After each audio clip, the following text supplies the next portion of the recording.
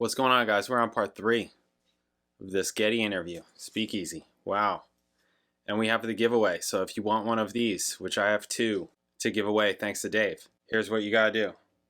Living in the US or Canada, email me at jpanreadsemail@gmail.com.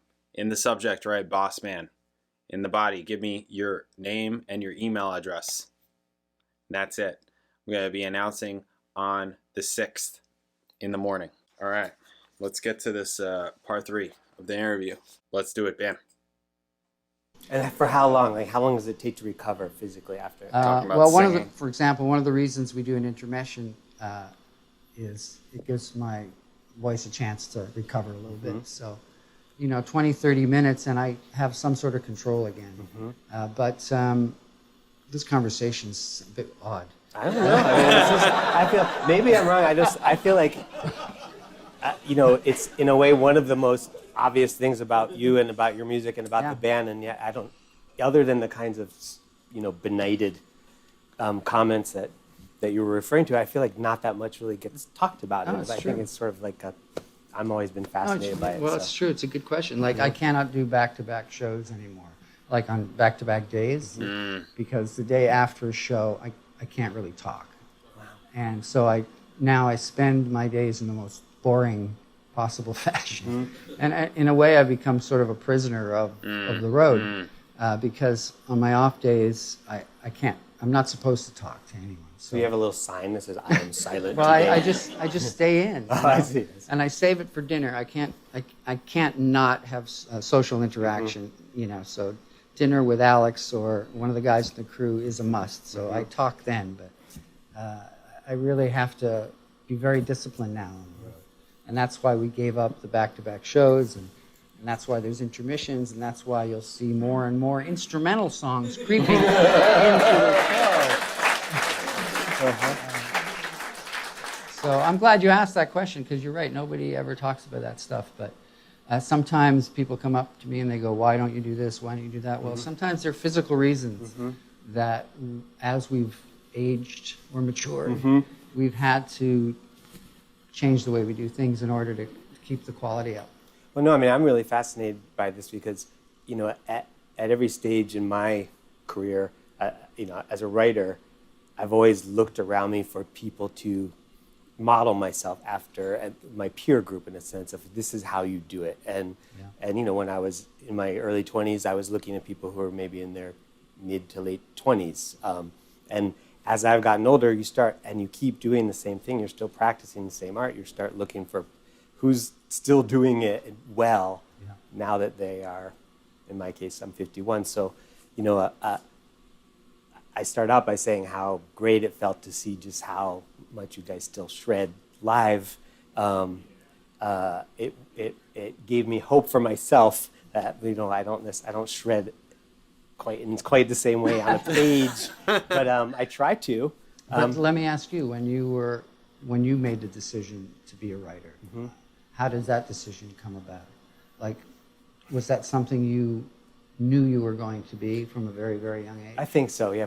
I mean, I wanted to be an architect briefly when I was very small, but I wrote a story, and I think when I was about 10 years old or 11, about Sherlock Holmes, and I tried to write in the voice of Dr. Watson, and it was a straight parody or pastiche of a Sherlock Holmes story, and I loved every minute of doing it, and it was so, you talk about starting out modeling, your vocal style on Steve Marriott or Robert Plant, and, that is how you start. You start by trying to, and I think it's actually can be good for especially younger artists in whatever discipline to hear this, that there's so much emphasis placed on originality, on being fresh, and on not ripping other people off and not biting other people's styles or whatever.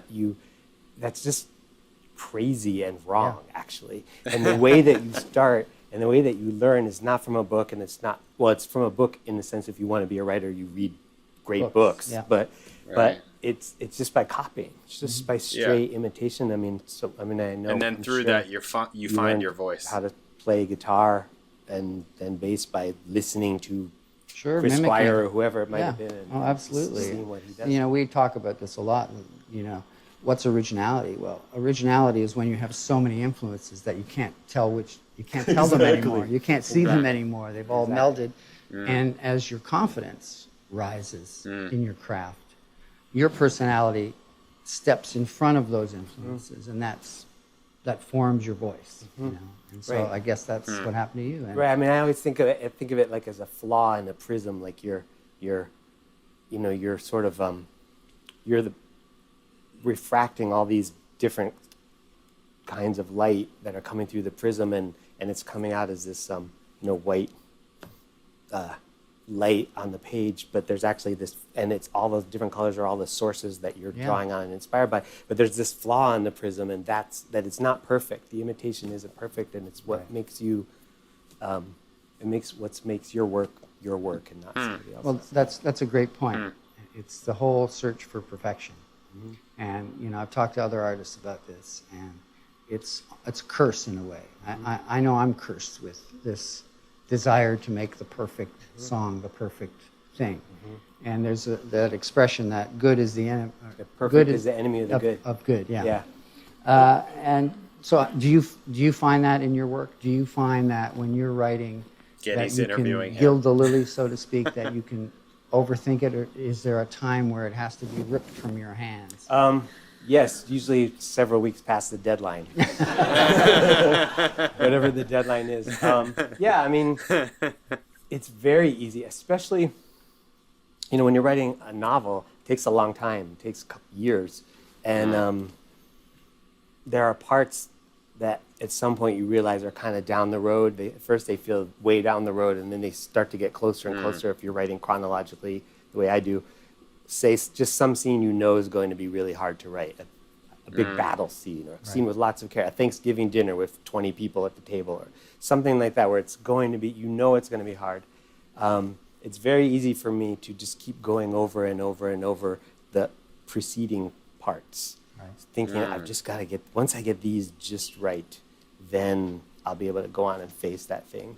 But you work alone, so how do you stop yourself? Like, how do you... how does that work? Like, I have partners that say, stop. Enough already. I mean, an editor is there, ideally, to do that, or sometimes it's simply just self-disgust finally kicks in, and then, what is wrong with you? Like, stop. Go, move on. Okay, it is going to be hard. Just start. Write it bad.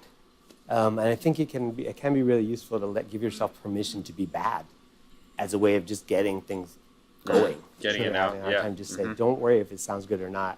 Just get it out there. Get it on. Right. That's why I say really write through the shit. I Write through it. find when I'm Just writing, write through it. And when I'm writing with Alex, our motto is, and this motto is not mine, it's borrowed from my friend Ben Mink, who co-wrote my solo album with me. All you need is a good 6 minutes. So, you'll be playing for 5 hours. And, I keep everything you play when we're jamming and trying to write. But I'm telling you. there might be that. I'm telling you. I've said it. Your jam Dionysus, transcended all the other things you did. I'm telling in that you. day. And Just keep writing. That's all it is. That's what you're looking for. You need to keep and that usually going. becomes a starting point for us. That's literally it. So is that- it's literally is that saying the if you typical play for approach 5 to these hours, now, there's is going to that be a you good now 6 just minutes start within by there. jamming and waiting for That's like what a it riff is. to emerge or something like that? Sometimes like that.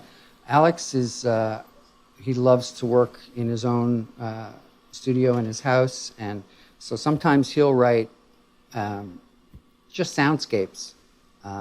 He doesn't worry so much about it being a song like verse, chorus, that kind of thing. He lets me worry about that.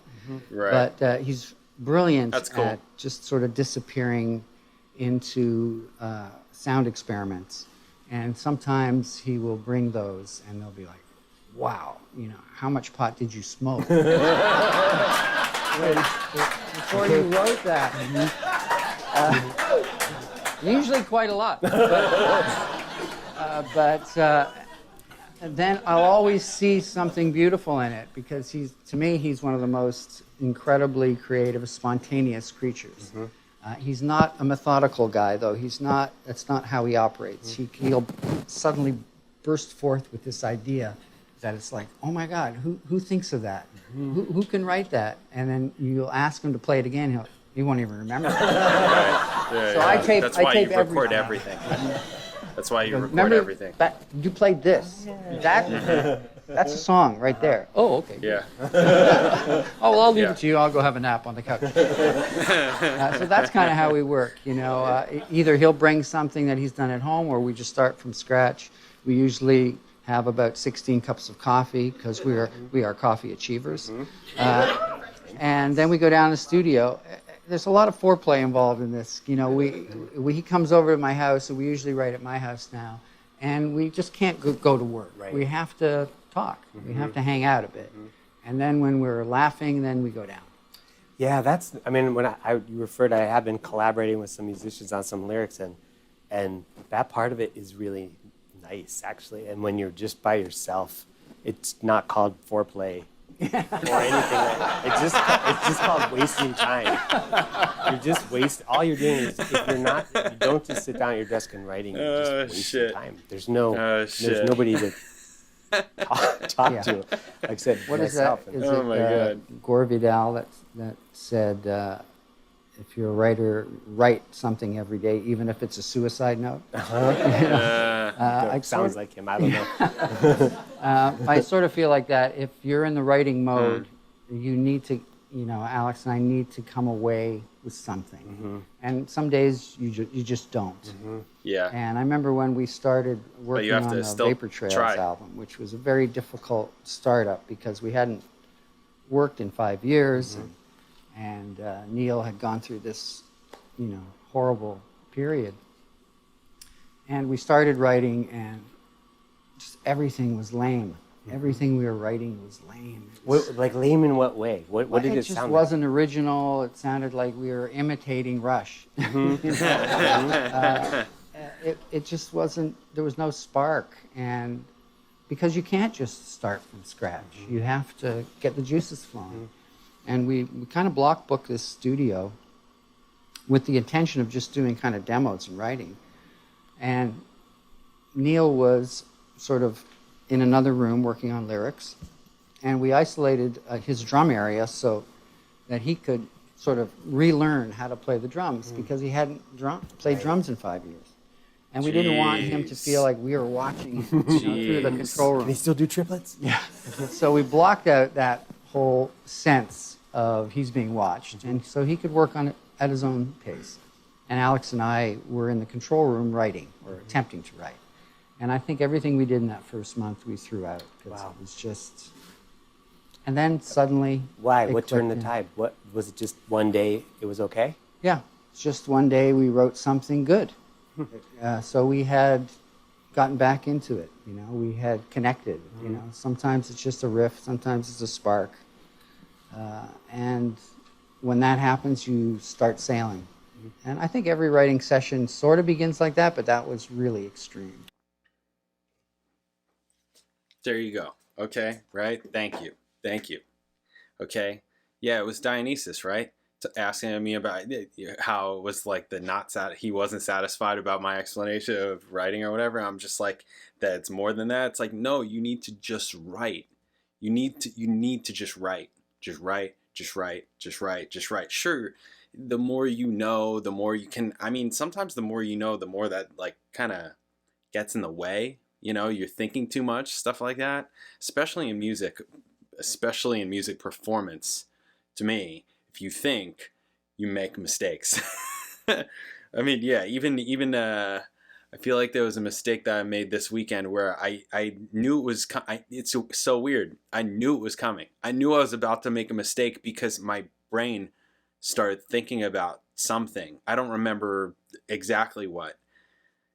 Maybe it was what was going on, or the room, or whatever, because I was in a new room that I'd never played before, and you know, so maybe it was something like that. But I was thinking, and then I made a mistake, and I was like, "Ah, you idiot," and then I got right back on, you know. And you need to just write. Okay, going back to this, you need to just write. The more you write, he's saying they wrote for a month, it was all garbage. Then one day they wrote something, hey, it wasn't garbage. Hey, this is cool. We just wrote how it is. Sorry, just kidding. But you know what I mean? Like, that's just what it is. You have to just keep going because it's a muscle, you know? It's all of that. You have to do it. It's songwriting is a craft. You need to work on your craft. How do you do that? You write. Cool. Yeah, I mean, that's the big takeaway on this, for sure.